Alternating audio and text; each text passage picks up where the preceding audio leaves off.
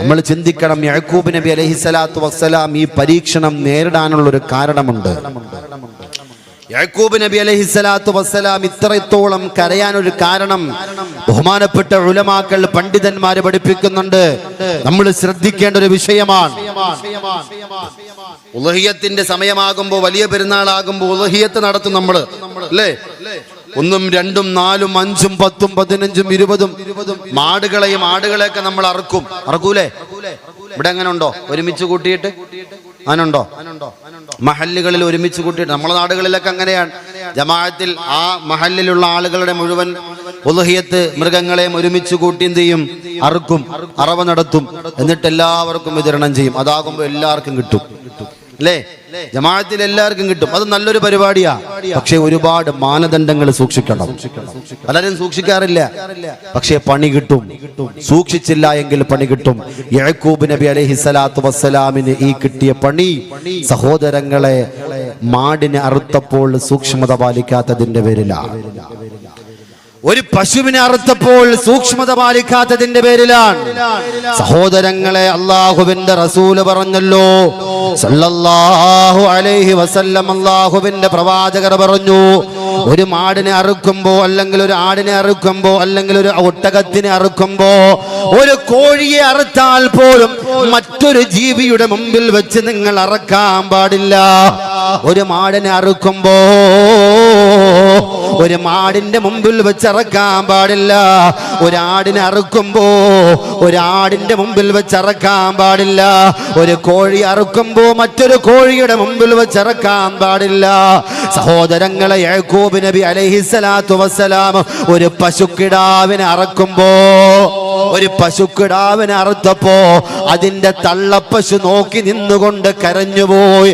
ഒരു തള്ളപ്പശുവിന്റെ മുമ്പിൽ വെച്ച് ഒരു പശുക്കിടാവിനെ അറുത്തപ്പോ ആ തള്ളപ്പശു കരഞ്ഞുപോയി. അതിന്റെ പേരിലാണ് യാക്കൂബ് നബി അലൈഹിസ്സലാത്തു വസ്സലാമിന്റെ മകന് നഷ്ടപ്പെട്ടതോർത്തിട്ടോ വർഷങ്ങളോളം യാക്കൂബ് നബിക്ക് കരയേണ്ടി വന്നത് എന്നോ അല്ലാഹുവിന്റെ റസൂല് പറയുമ്പോ, പണ്ഡിതന്മാര് പഠിപ്പിക്കുമ്പോ, സഹോദരങ്ങളെ, ഉളുഹിയത്തിന്റെ മൃഗമറുക്കുമ്പോ, അല്ലെങ്കിൽ അറവശാലയിൽ മൃഗങ്ങൾ അറക്കുന്നവരുണ്ടല്ലോ, അവരോട് പറയുകയാണ്, 2, 3, 1 കൂടുതൽ ആടുകളും ഉള്ളപ്പോ അതിന് അറവ നടത്തുമ്പോ ഒന്നിന്റെ മുമ്പിൽ വെച്ച് മറ്റൊന്നിനെ അറക്കാൻ പാടില്ല. അത് വല്ലാത്ത ഒരു അറവാണ്. കാരണം ആ അറവിനെ കാണുന്ന ആ മൃഗത്തിന്റെ പകുതി ജീവൻ തന്നെ ആ സമയത്ത് നഷ്ടപ്പെടുകയാണ്. അതിന്റെ രക്തത്തിന് തന്നെ വിളർച്ചകൾ സംഭവിക്കുകയാണ്. അതിന്റെ മാംസത്തിന് തന്നെ പകർച്ചകൾ സംഭവിക്കുകയാണ്. അത് വലിയ രോഗത്തിന് കാരണമാകാൻ സാധ്യതയുണ്ടോ എന്ന് പഠനങ്ങൾ പോലും തെളിയിക്കുമ്പോ, പരിശുദ്ധമായ ദീനുൽ ഇസ്ലാം ഒന്നിനെയും വെറുതെ പഠിപ്പിച്ചിട്ടില്ല. ഒരു കാര്യവും വെറുതെ പഠിപ്പിച്ചിട്ടില്ല. ഒരു കാര്യവും നിസ്സാരമല്ല. ഒന്നിന്റെ മുമ്പിൽ വെച്ച് ഒന്നിനെ അറുത്താൽ എന്താ ഇപ്പൊ കുഴപ്പം? അതിനെ അറുക്കാൻ പോണല്ലേ എന്ന് നമ്മൾ വിചാരിക്കും. പക്ഷേ അതിന്റെ വർഗത്തിന് നമ്മൾ അറക്കുമ്പോ, സഹോദരങ്ങളെ, അതിന്റെ പകുതി ജീവൻ പോകും. അതിന്റെ പകുതി ജീവൻ പോകും. അതിന്റെ രക്തത്തിനും മാംസത്തിനുമൊക്കെ വിളർച്ചയും പകർച്ചയും സംഭവിക്കും. അതല്ലേ നമ്മൾ കഴിക്കണത്? ആ വിളർച്ചയും പകർച്ചയും സംഭവിച്ചത് അത് കഴിക്കുമ്പോൾ നമുക്ക് മാരകമായ രോഗങ്ങൾ ഉണ്ടാകാൻ സാധ്യതയുണ്ട്. അല്ലാഹു കാത്ത് രക്ഷിക്കട്ടെ. അതുകൊണ്ട് ഈ കാര്യം പ്രത്യേകം നിങ്ങൾ ശ്രദ്ധിക്കണം. അല്ലാഹു തൗഫീഖ് നൽകട്ടെ. അപ്പൊ ഇങ്ങനെ യാക്കൂബ് നബി കരഞ്ഞതുപോലെ ആത്മാർത്ഥമായ കരച്ചിൽ, മകന് വേണ്ടിയിട്ടാണ് യാക്കൂബ് നബി കരഞ്ഞത്. എന്നാൽ സഹോദരങ്ങളെ, ഇതേപോലെ റബ്ബുൽ ഇസ്സത്തായ തമ്പുരാനെ ഓർത്തിട്ട് കരയണേ. കരയുന്നതാണേ നരകമിൽ ദുർമാർഗികൾ, കൈതോടു പോലൊഴു ഗൊന്താതാക്കൺ നീരുകൾ, കരഞ്ഞിട്ടും നീരും വറ്റിയാലോ പിന്നെ ഒഴുകുന്നതാണതിൽ നിന്നു രക്തം പൊന്നേ. സഹോദരങ്ങളെ, നരകത്തിനെ ഓർത്തിട്ട് കരയാൻ അല്ലാഹുവിന്റെ ഖുർആൻ പറയുകയാണ്. നിങ്ങൾ ദുനിയാവിൽ വെച്ച് അല്ലാഹനെ ഓർത്തിട്ട് കരയില്ലയോ? അല്ലാഹുവിനെ ഓർത്തിട്ട് കരയാൻ നിങ്ങൾക്ക് മനസ്സില്ലയോ? നരകത്തിനെ ഓർത്തിട്ട് കരയാൻ നിങ്ങൾ സമയം കണ്ടെത്തുന്നില്ലയോ? എന്നാൽ അല്ലാഹുവിന്റെ റസൂല് പറയുന്നു, നാളെ നരകത്തിൽ വെച്ച് നിങ്ങൾ ധാരാളം കരയേണ്ടി വരും. നിങ്ങൾ ഒരുപാട് കരയേണ്ടി വരും. നിങ്ങൾ ഒരുപാട് കരയേണ്ടി വരും. അവസാനം കരഞ്ഞിട്ട് കണ്ണുനീര് പറ്റിയിട്ടോ ആ കണ്ണിൽ നിന്ന് രക്തം ഒഴുകുന്നൊരവസ്ഥയുണ്ടാകും. അതുകൊണ്ട് ദുനിയാവിൽ വെച്ച് നിങ്ങൾ കരയണേ. ആര് കരഞ്ഞതുപോലെ ബസറയിലെ ശഅബാന എന്ന പെണ്ണ് കരഞ്ഞതുപോലെ. ആരാണ് ശഅബാന എന്ന പെണ്ണെന്നറിയോ? ബസറയിലെ നല്ല സംഗീതജ്ഞയായിരുന്നു, പാട്ടുകാരിയായ നല്ല സ്വരമാധുര്യത്തിന്റെ ഉടമയായ പെണ്ണായിരുന്നു ശഅബാന എന്ന് പേരുള്ള പെണ്ണോ. ആ ശഅബാന പാട്ടുപാടാതെ സദസ്സുകളില്ല. ഏത് മരണ വീടുകളിലും ശഅബാനയുടെ പാട്ടുണ്ടോ? ഏത് കല്യാണ വീടുകളിലും ശഅബാനയുടെ പാട്ടുണ്ടോ? ഏത് സദസ്സുകളിലും ശഅബാനയുടെ പാട്ടുണ്ടോ? ആ പാട്ട് കേൾക്കാൻ ചെറുപ്പക്കാർക്കെന്ന പോലെ സഹോദരങ്ങളെ പ്രായം ചെന്നവർക്കും വലിയ ഇഷ്ടമാണ്. അത്രയ്ക്കും നല്ല സ്വരമാധുര്യതയുള്ള പെണ്ണ്, നല്ല പാട്ടുകാരിയായ പെണ്ണായിരുന്നു ശഅബാന. പക്ഷേ ശഅബാനയ്ക്കൊരു കുഴപ്പമുണ്ട്. ശഅബാന വ്യഭിചാരിണി കൂടിയാണ്. പാട്ടും പാടും, ചെറുപ്പക്കാരെ എല്ലാം ത്രസിപ്പിക്കും, അവരെ വ്യഭിചാരത്തിന് ക്ഷണിക്കും, വ്യഭിചാരം നടത്തും. അങ്ങനെ ധാരാളം പൈസകൾ ഉണ്ടാക്കി വലിയ കോടീശ്വരിയായി ശഅബാന. പാട്ടുപാടി എല്ലാവരെയും സന്തോഷിപ്പിക്കും. കരയുന്ന ഒരാളെ ചിരിപ്പിക്കാൻ ശഅബാനയുടെ പാട്ട് മതിയാകും. സങ്കടത്തോടുകൂടി ഇരിക്കുന്ന ഒരാളുടെ സങ്കടം മാറ്റാൻ, സങ്കടക്കടലിൽ കിടന്ന് ഊളിയിട്ട് വിഷമിക്കുന്ന ആ സഹോദരന്റെ വിഷമങ്ങൾ മാറ്റാൻ ശഅബാനയുടെ പാട്ട് മതിയാകുമായിരുന്നു. അതൊരു മോട്ടിവേഷൻ കൂടിയായിരുന്നു. പക്ഷെ ശഅബാന കരഞ്ഞിട്ടില്ല. ശഅബാന ചിരിച്ചിട്ട് മാത്രമേ ഉള്ളൂ.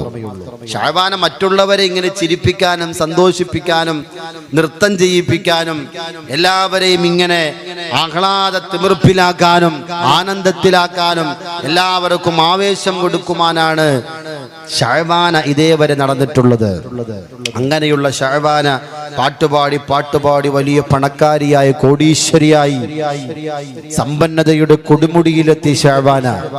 ആ ശഅബാന ഒരിക്കൽ തോഴിമാരുമായിട്ട് ബസറയുടെ ഒരു പട്ടണത്തിലൂടെ നടന്നു പോകുമ്പോ ഇതേപോലെ ഒരു ടെന്റ് അടിച്ചിരിക്കുന്ന ഒരു കൂടാരം, ഒരു ടെന്റ് കാണുന്നു. ആ ടെന്റിന്റെ അകത്തു നിന്നും കരച്ചിലിന്റെ ശബ്ദങ്ങൾ കേൾക്കുന്നു, നിലവിളി ശബ്ദങ്ങൾ കേൾക്കുന്നു. ശഅബാന തോഴിമാരോട് പറഞ്ഞു, ആ ടെന്റിന്റെ അകത്ത് ആരാണ് കരയുന്നത് എന്ന് നോക്കുക. ആ ടെന്റിന്റെ അകത്ത് ആരാണ് കരയുന്നത് എന്ന് നോക്കുക. നമുക്ക് അവരുടെ കരച്ചിൽ മാറ്റി കൊടുക്കാം. തോഴിമാര് പോയി നോക്കി.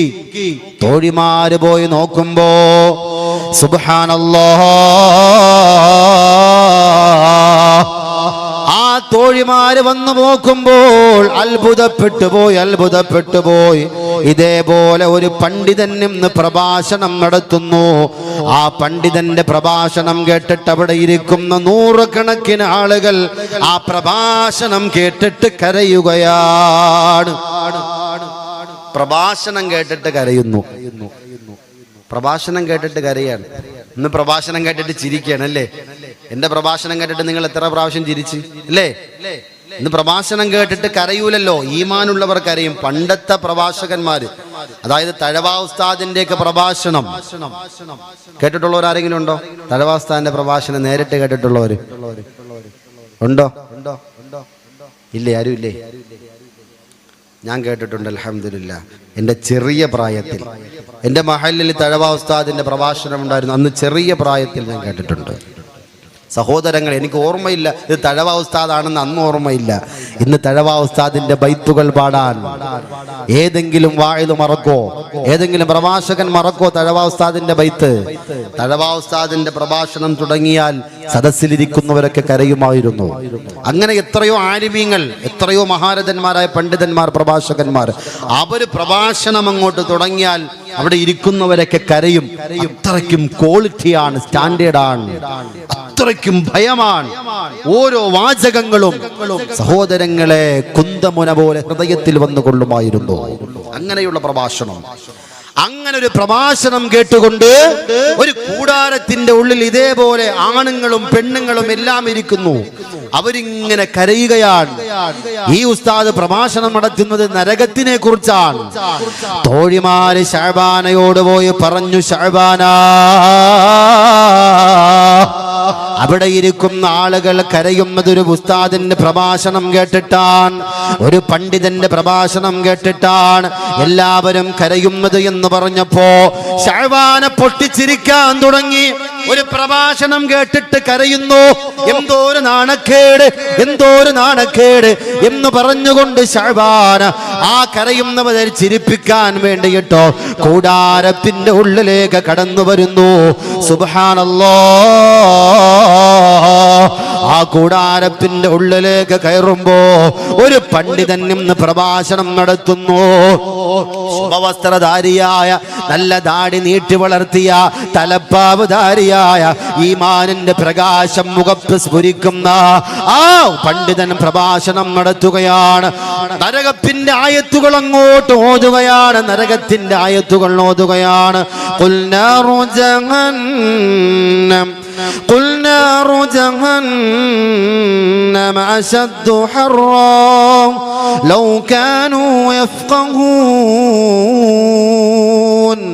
وما أدراك ما سقر لا تبقي ولا تذر لواحة للبشر عليها 19 ويل لكل همزة لمزة الذي جمع مالا وعدده يحسب أن ماله أخلده كلا لينبذن في الحطمة وما أدراك ما الحطمة نار الله الموقدة التي تطلع على الأفئدة إنها عليهم مؤصدة في عمد ممددة. സഹോദരങ്ങളെ, നരകത്തിന്റെ ആയത്തുകൾ ആ പണ്ഡിതൻ ഓതുന്നു. ആളുകളെല്ലാം അത് കേട്ടിട്ട് കരയുന്നു. ആ കരയുന്നവരെ ചിരിപ്പിക്കാൻ വേണ്ടി വന്ന, സന്തോഷിപ്പിക്കാൻ വേണ്ടി വന്ന ശഅബാനയും ആ ആയത്തുകൾ അങ്ങോട്ട് കേട്ടപ്പോ ശഅബാനയും അറിയാതെ ആ സദസ്സിലിരുന്നു പോ. ശഅബാനയും പ്രഭാഷണം കേൾക്കാൻ തുടങ്ങി. ശഅബാനയും അറിയാതെ കരയാൻ തുടങ്ങി. ഏത് ശഅബാനയാണ്? ഇതേവരെ കരഞ്ഞിട്ടില്ലാത്ത ശഅബാന, ഇതേവരെ പേടിച്ചിട്ടില്ലാത്ത ശഅബാന, ഇതേവരെ ടെൻഷൻ അടിച്ചിട്ടില്ലാത്ത ശഅബാന, ഇതേവരെ ആരുടെ മുന്നിലും കരഞ്ഞിട്ടില്ലാത്ത ശഅബാന, ചിരിച്ചിട്ട് മാത്രമുള്ള ശഅബാന, സന്തോഷിച്ചിട്ട് മാത്രം കണ്ടിട്ടുള്ള ശഅബാന, എല്ലാവരെയും ചിരിപ്പിക്കാൻ വേണ്ടി നടന്ന ശഅബാന അറിയാതെ പ്രഭാഷണം കേട്ടപ്പോ കരഞ്ഞുപോയി. പൊട്ടിക്കരഞ്ഞുകൊണ്ട് പണ്ഡിതന്റെ മുമ്പിൽ വന്നിട്ട് പറയുന്നു, ഒന്ന് പ്രഭാഷണം നിർത്തൂ ഉസ്താദ്, ഒന്ന് പ്രഭാഷണം നിർത്തുമോ ഉസ്താദ്? ഞാനൊരു കാര്യം ചോദിക്കട്ടെ, ഈ നാട്ടിലെ ഏറ്റവും വൃത്തികെട്ട പെണ്ണാണ് ഞാൻ. ഈ നാട്ടിലെ ഏറ്റവും വ്യഭിചാരിണിയായ, വൃത്തികെട്ട നീചനായ ഒരു പെണ്ണാണ് ഞാൻ. ഒരുപാട് മോശപ്പരങ്ങൾ ഞാൻ ചെയ്തിട്ടുണ്ടോ? ഞാൻ കാരണം ഒരുപാട് ചെറുപ്പക്കാര് വഴിപിഴച്ചു പോയിട്ടുണ്ടോ? ഒരുപാട് ചെറുപ്പക്കാര് വഴിപിഴച്ചു പോയിട്ടുണ്ടോ? എനിക്ക് തൗബയുണ്ടോ ഉസ്താദ്? എനിക്ക് തൗബയുണ്ടോ ഉസ്താദ്? ആ സമയത്ത് ആ പണ്ഡിതൻ പറഞ്ഞ മറുപടി ഷഅബാനയെ സമാധാനത്തോടുകൂടി വിളിച്ചിരുത്തിയിട്ട് പറഞ്ഞു, ഷഅബാന, നിനക്ക് തൗബയുണ്ട്, നിനക്ക് തൗബയുണ്ട്. അല്ലാഹുവിന്റെ ഖുർആൻ ആയത്ത് നിനക്കറിയില്ലേ? സൂറത്തു സുമറിൽ ഒരു ആയത്ത് അങ്ങോട്ട് ഓതിക്കൊടുത്തു. ഖുൽ യാ ഇബാദിയല്ലദീന أسرفوا على أنفسهم لا تقنطوا من رحمة الله إن الله يغفر الذنوب جميعا إنه هو الغفور الرحيم إن الله يغفر الذنوب جميعا إنه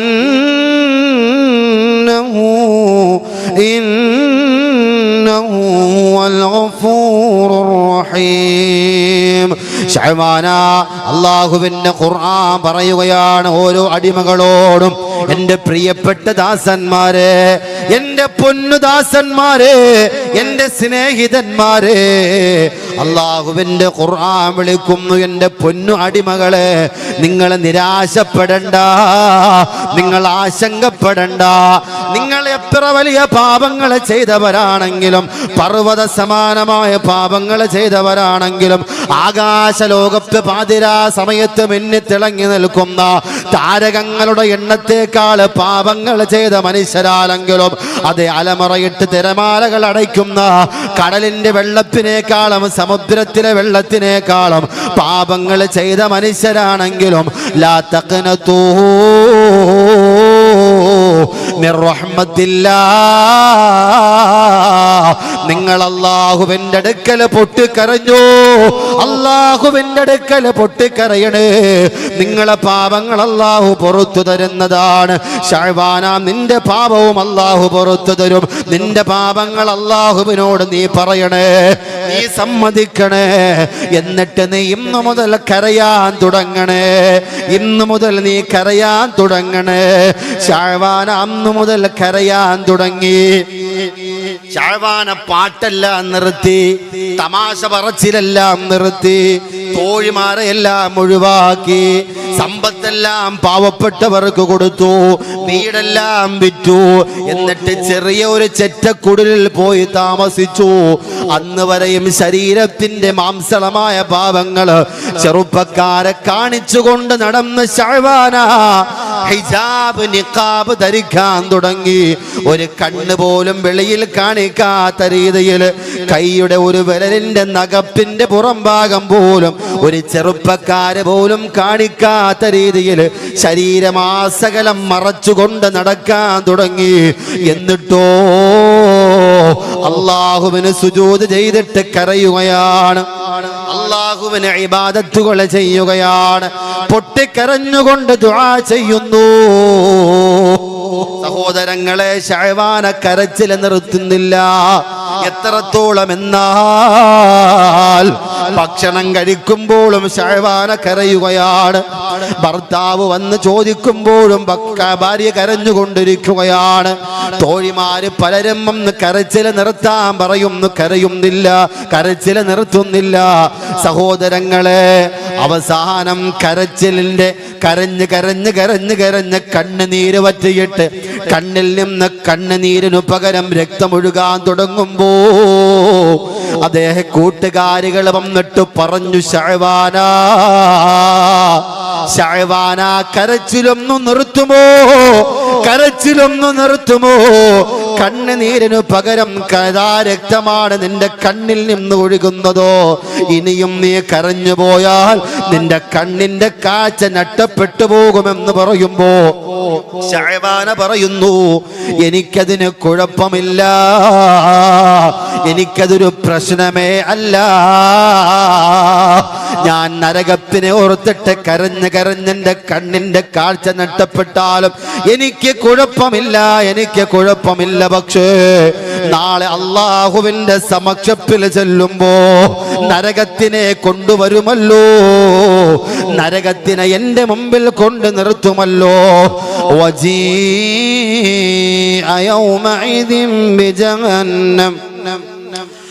وجيء يومئذ بجهنم يومئذ يتذكر الإنسان وأنى له الذكرى يقول يا ليتني قدمت لحياتي فيومئذ لا يعذب عذابه أحد ولا يوثق وثاقه أحد. നാളെ നരകത്തിനെ കൊണ്ട് നിർത്തുമ്പോ നരകത്തിന്റെ വാതിലിന്റെ ഒരു ഭാഗം തുറക്കുമ്പോ, വാതില് തുറക്കുമ്പോഴല്ല, നരകത്തിന്റെ വാതില് തുറക്കുമ്പോഴല്ല, വാതിലിന്റെ ഒരു ഭാഗം, ഒരു അംശഭാഗം തുറക്കുമ്പോ സഹോദരങ്ങളെ, ആ നരകത്തിന്റെ ഉള്ളിൽ